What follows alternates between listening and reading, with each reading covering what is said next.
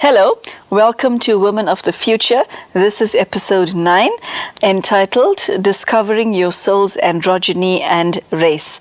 I am Magla Pillay, and in the studio with me, Sister Denise. We will be looking at what this title means. You'll note that androgyny is not something that people normally discuss. Race is something that's normally associated with the body, not with the soul. But today we will be looking at the subject from a refreshingly spiritual perspective. Sister Denise, it's always wonderful having you with me in the studio. Thank you. This topic is very gripping in the way it's presented. Androgyny is a word that exists in the English and, well, quite obviously many languages on the planet, but it's not something that anyone aspires to or even discusses. It's something that you learn in biology somewhere when you're 16 or 15, and then you forget. So what does soul androgyny mean, and what on earth does soul race mean? Androgyny conventionally means someone who is equally male and female. So we have in Indian mythology the symbol of androgyny, which is Vishnu. And it is to do with absolute balance in an individual. When you're born, you have a body, could be male, could be female. And in Rajyoga, we also include the concept of reincarnation. And who reincarnates? A soul. You have a number of reincarnations per time cycle. And that number of reincarnations, 50% female, 50% male. When you're looking at yourself in terms of your body, this is a program for women, then you will say, well, I'm a woman because I have a woman's body. That's what makes me a woman. But when you start thinking, well, I'm a soul who has embodied myself into a woman's body, that doesn't make me a woman. Because when I say I'm talking about I, the soul, who has the same number of male and female births. So that makes me androgynous because 50% of my incarnations are through the female form, 50% are through the male form. And what that means is I could be either way. In body consciousness, of course, a person is completely under the influence of their body. Although nowadays there are many who feel I've been born into the wrong kind of body. Mm-hmm. Yeah. Well, what am I? And of course, identity is you're either a male or a female. Well, in spiritual practice, it's not so. You're a genderless, raceless, colorless being who acquires a color of the body and acquires a gender of the body for a role. Now, Sister Denise, this sounds highly unusual. But what does one do with this information? How do you function within the context of your own life and also in society with this new information? And I'm glad you mentioned the subject of identity because I would say I am Indian female or Brazilian female, whatever the case may be. It's part and parcel of who I am. The body, for many people, creates your sense of identity and sense of belonging. Now, you've just taken that away. Yes. So what are you giving the woman who's watching you in return? It has to be something more powerful. Well, think of this also. There are a lot of people who are of mixed race. Or you get people who really are not quite comfortable in the presenting gender of body. They may be homosexual, they may be, not completely heterosexual, they may be asexual, they may be bisexual. There's all kinds of varieties that you find. If you are in a recognizable race and you're heterosexual, then you're normal. Anything else, there's something wrong with you. And all of it is to do with the body. So what happens is you get a larger and larger minority of people who just do not fit in these categories and who are thereby denied a recognizable identity, which is very uncomfortable. But when we take it totally away, and you say, okay, I am deeply inside, I'm a genderless, colorless being of light, a being with consciousness, who have incarnated into a body, which is like a costume, to play a role. So that's a different type of identity altogether. Sister Denise, I'd like to interrupt you there. When you're talking about androgyny, are you including in that someone's sexuality, their sexual identity? You'll find a lot of people identifying with sexuality by saying, I'm John, I'm gay, or I'm Michael, but I'm straight, and my brother's gay. So my point is that people identify with their sexuality. Now, you mentioned androgyny, you're mentioning Vishnu, the one with the four-armed image. How does sexuality fit into this picture? Sexuality is a reproduction thing, and it has become an identity thing. What we're trying to do here is say, okay, who am I? What am I?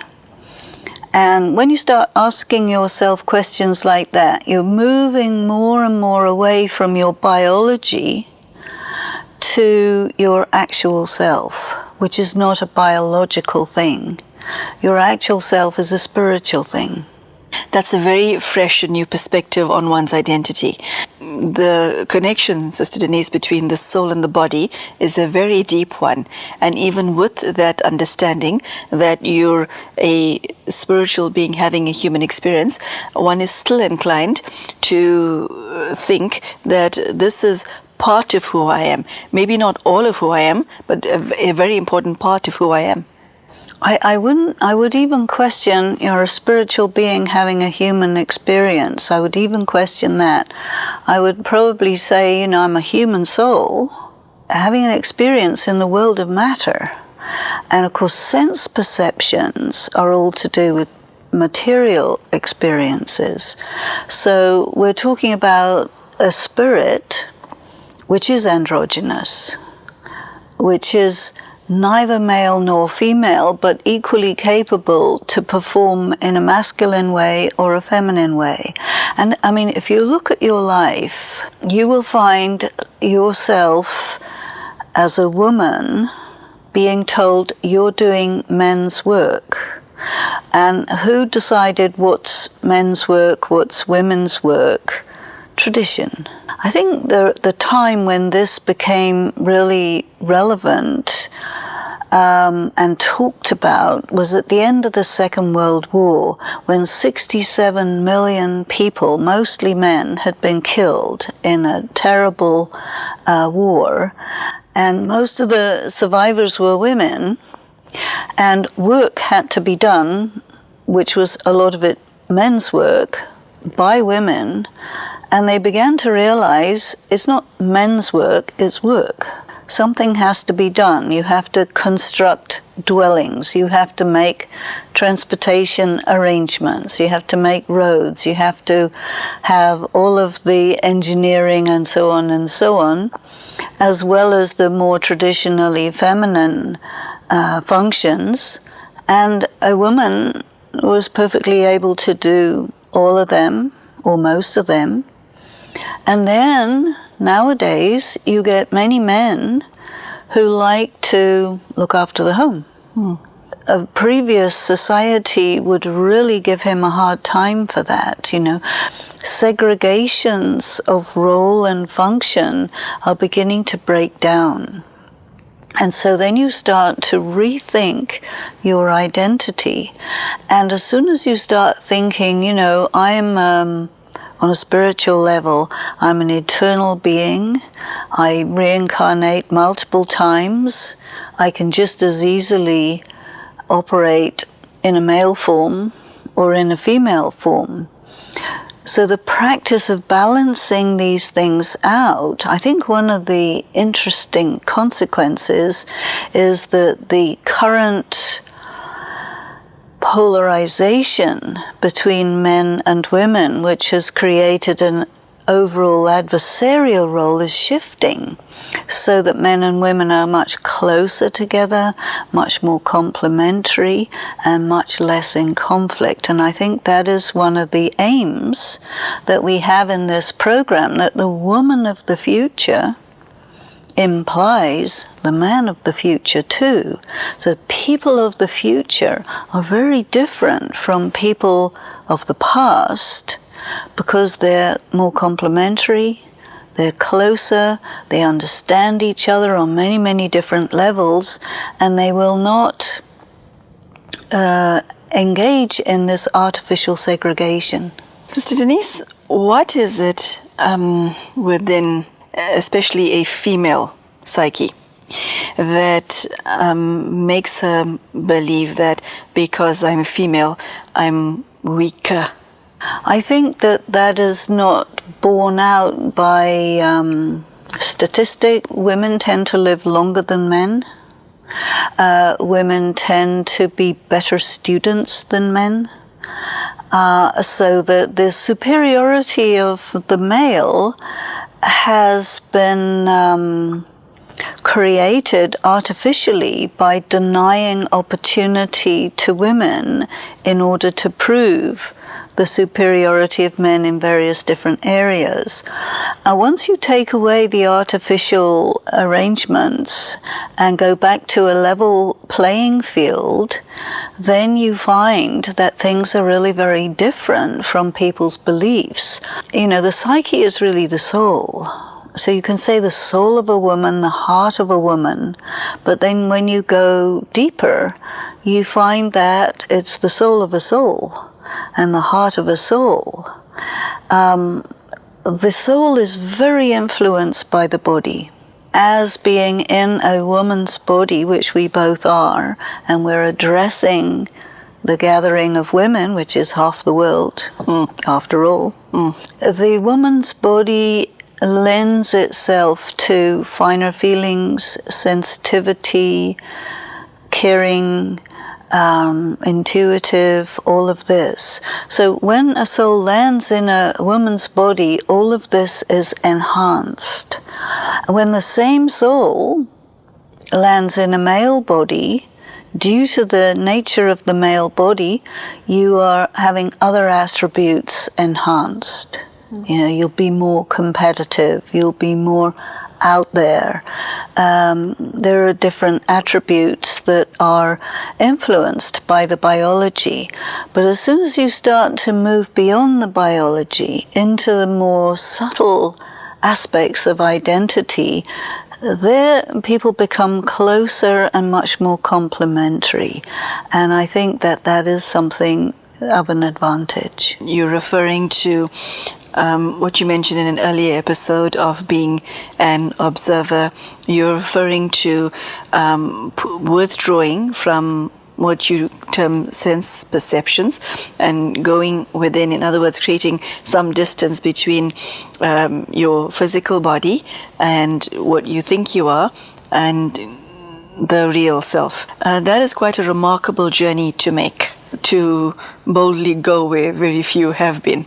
So tell us how you would do that, because it's something that only spiritual pioneers do. I think a lot of it has to do with what you feel about yourself. If somebody tells you, you can't do that because you're a woman, which has been told to me many times, I will say, what do you mean? I can perfectly well do that. It has nothing to do with whether I'm a woman or not.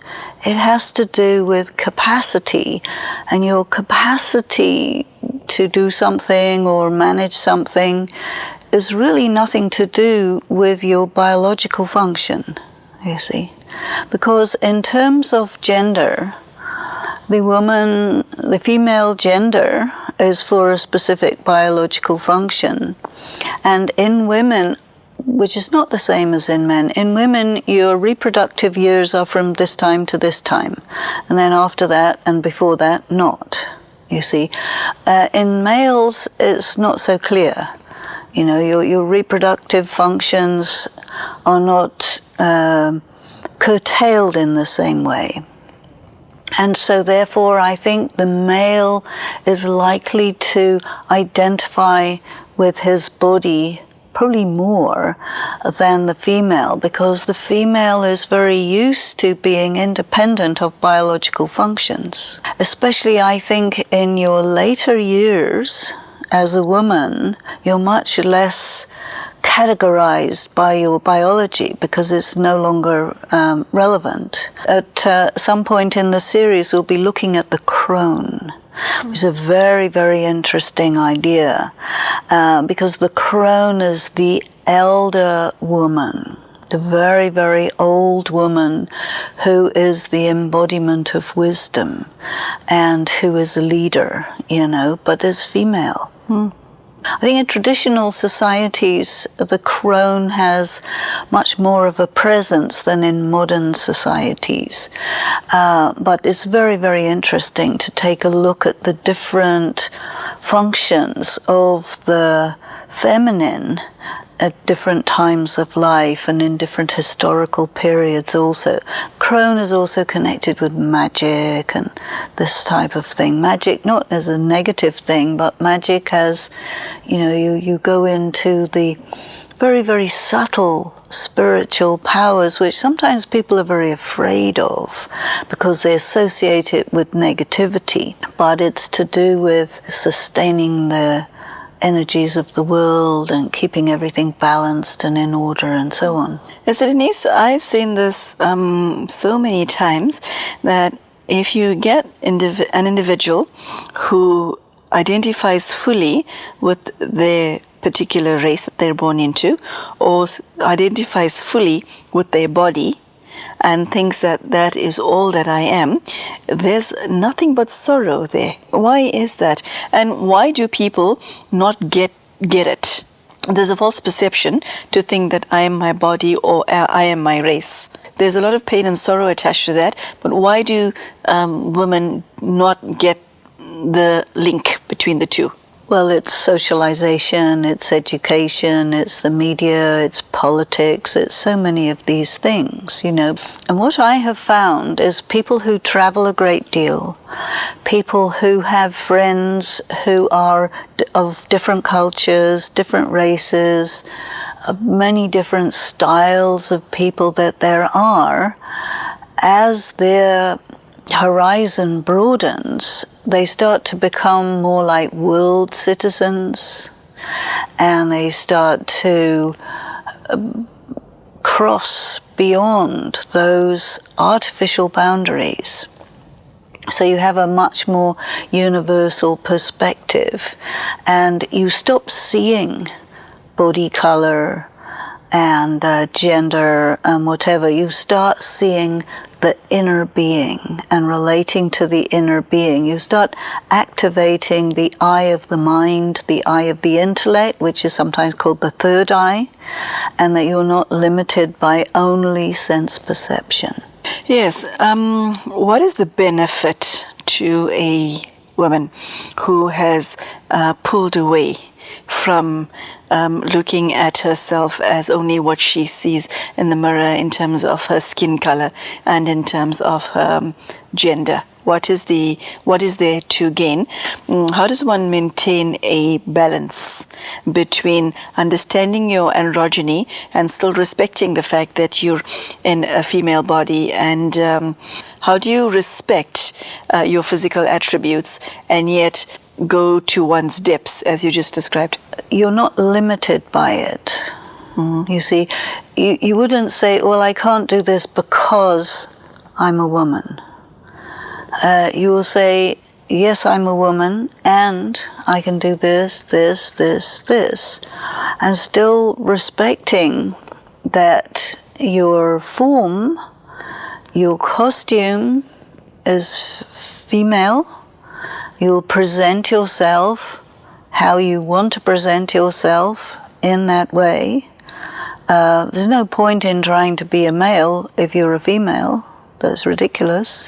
Doesn't work. People tried, didn't work. But it's a question of not being limited by it. This is your carriage. This is what carries you into the drama of life and how you handle different situations and so on.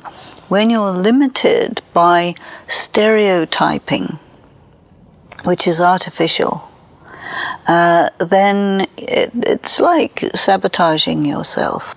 In a previous episode, you mentioned that there are no female classical composers, which is bizarre because women have enough, if not more, creativity than men. Do certain characteristics come naturally to you if you're in a particular gender? Not necessarily, and I don't think it's true to say that there are no female classical composers. There are, but they tend to get sidelined or their names deleted. On the one hand, the women have to be far, far better than men in different areas because the setup is stacked against them. So that's one aspect. Another thing that I've seen is that in extreme competitive situations like the corporate world, banking, politics, all of this, where, you know, the game is very much a masculine type of game, which is competition to the death. Women may get very close to that, and then they will see that they have the skills to do it, but they don't like to do that. As soon as it gets into this tournament, this fighting to the death, the women will say, not interested, have a good day, enjoy your battles with each other, this is not my cup of tea. I think it's a bit more like that. In this program, we're really looking at what kind of future are we wanting to set up here. So in the future, we want to have a world which is not based on either I will live or you will live. It's very much a world of we will live together in harmony. We will look after the world together in harmony. We will make a peaceful civilization which is beautiful and rich in all aspects of civilization. We are not about destroying each other or destroying our habitat. And that is really the big difference. Okay, a very interesting subject, Sister Denise. Thank you for your very refreshingly lovely perspective. There you go, soul androgyny and soul race. Who would have thought of that? Never crossed my mind that something like that existed, but Sister Denise has taken us through a beautiful verbal journey where it's very interesting to hear that androgyny is something that is applicable to the soul, not the body. Race is also applicable to the soul, not the body. And Sister Denise has shared with us a refreshingly fresh perspective as to how to understand the depths of who we are rather than fully identifying with what we see in the mirror.